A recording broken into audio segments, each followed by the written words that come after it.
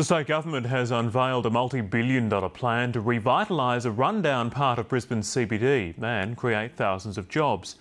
But the opposition says the government should build more homes for struggling families, rather than pave the way for new office towers for politicians and public servants.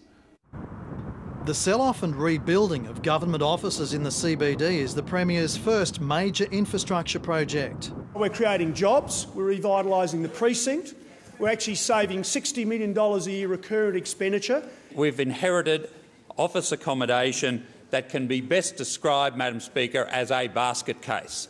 The opposition supports job creation but says the Premier is feathering his own nest. What I don't support is a brand new office block, essentially for the Premier and his ministers.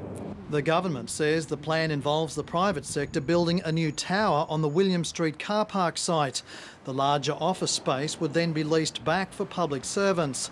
That would allow 80 George Street and the Executive Building to be sold or refurbished. Could be refurbished, could be demolished. So there could be nothing more energy wasteful than to demolish a building just to rebuild another office building in the place. Experts want assurances that new riverside developments are flood-proof. Well, I hope they're designed to be washed away, yes. No, it'd be crazy to build anything permanent there. We all saw where the river came to in the last flood, and it was right up to the underside of the freeway. Look, anything that goes down there will have to be built in a way that acknowledges that it will sadly flood again one day.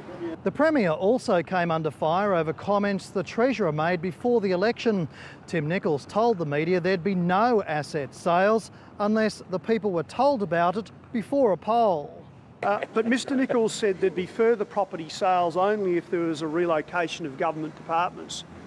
And that's what we're doing here. The government says the plan has nothing to do with the failed North Bank proposal. The previous government wanted to build high-rise buildings in the middle of our river. This is a plan which respects the river, respects the hydraulics. Expressions of interest from the private sector open later this week. James Kelly, ABC News.